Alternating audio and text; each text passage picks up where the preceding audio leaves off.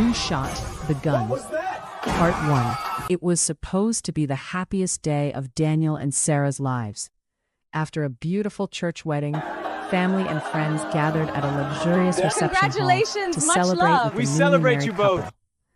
The atmosphere was filled with laughter, music, and excitement. Cameras flashed from every corner as guests enjoyed the celebration. Daniel came from a wealthy family, and no expense had been spared to make the wedding unforgettable. After the meal and speeches, the master of ceremonies stepped onto the stage with a smile. Ladies and gentlemen, it's time for the moment we've all been waiting for. The guests erupted into loud applause. Daniel, you may now kiss your bride. Daniel smiled at Sarah, held her hands, and slowly leaned closer. Suddenly, bang, the hall fell silent. Before anyone could react, bang, a second gunshot echoed through the reception hall. Get to the exits. Panic broke out immediately. Guests screamed and ran in every direction. Parents searched desperately for their children. Some people hid under tables, while others rushed toward the exits. Within seconds, the joyful celebration had turned into complete chaos. The police arrived within minutes and secured the entire venue. Everyone expected to find victims. Instead, the officers made a shocking discovery. No one had been shot. No one was injured. If no one was hurt, who fired the gun? Detectives searched every corner of the reception hall. Near the emergency exit, they found 2 empty shell casings. Beside them was a folded piece of paper. The lead detective carefully opened it. Written across the paper were 6 chilling words. "This is just the beginning." At the bottom of the note was a bloody thumbprint. The note was immediately sent to the forensic laboratory. Every guest at the reception was questioned. No one admitted seeing who fired the shots. The CCTV cameras captured the panic, but the shooter's identity remained a mystery. The investigation then turned to Daniel. Did he have enemies? Had he offended anyone?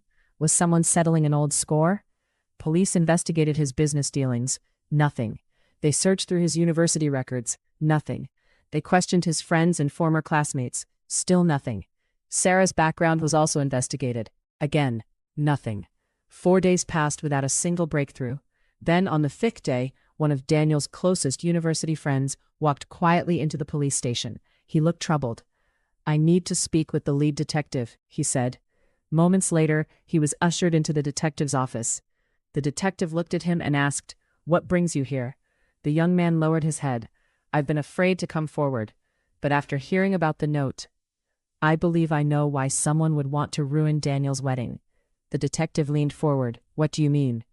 The young man took a deep breath. "It all started 5 years ago.